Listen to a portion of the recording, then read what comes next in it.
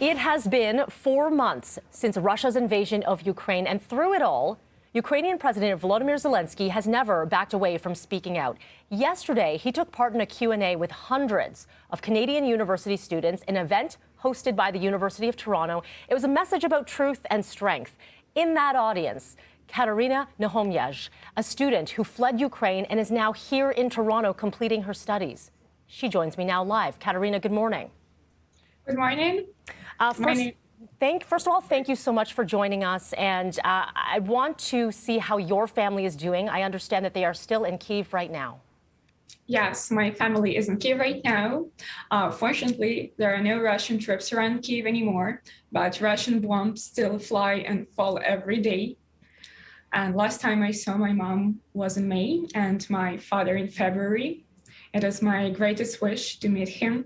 I hate to think about it, but today every conversation can be the last one. And through these 4 months, we had a lot. First of all, when the war started, we were on a vacation. We came to have a great time, but it turned out to be the worst journey you can imagine. It got even worse when we had to decide what to do after it ends.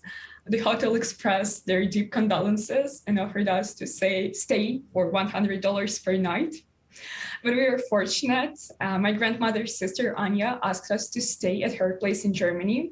And in 19 hours in planes and trains, we were in Ober-Oman, a small town near Frankfurt.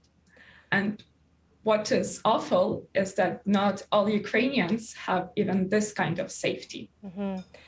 We spoke yesterday before going air here, and you talked about your family's journey. And so I'm thankful, and I know you are thankful, that they are safe now. But of course, as you've been mentioning, things can change on a daily basis, yes. Sadly. You are here. Let's talk about your journey, because you arrived here in Canada in May, and this is all part of an exchange program to complete your studies. You were a fourth-year university student at Kyiv Polytechnic Institute, and you're now studying at the University of Toronto. So how did this all happen?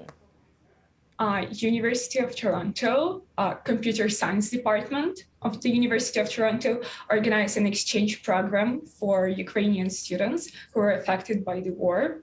So I applied for it, and now I'm here. Well, what was it like to leave your family in May? And because this is a summer program, I guess come August, you don't know what's going to happen. So with a lot of unknown of leaving your family, doing this program and not knowing what you might return to, what is that like?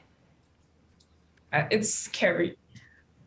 It is even more scary when I watch the news or I read news or messages from my parents, because it's not that I don't know what's going to happen in 2 months. I don't know what's going to happen tomorrow. Yeah. And I feel like I can't plan anything. For example, my friend's house was demolished, and it's like, today there is your home, and tomorrow there isn't your home. You have nowhere to go. My other friend's father is fighting in Severodonetsk. It is the hottest point right now, and every day is like your last day.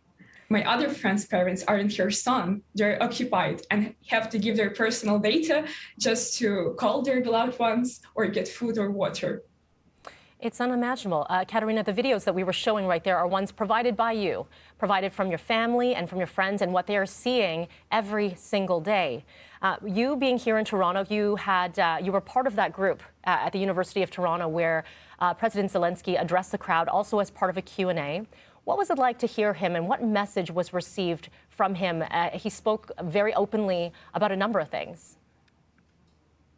It was nice to see him, but I understand that he's also struggling a lot. He has a huge responsibility for Ukraine, actually for the whole world.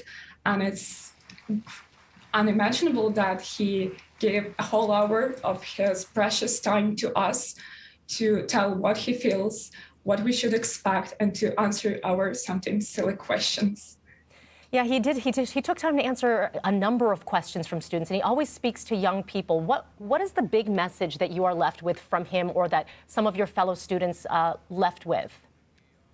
That everything's gonna be all right anyway, and that each of us should fight and do our best to make this war come to an end as soon as possible and to make Ukraine win.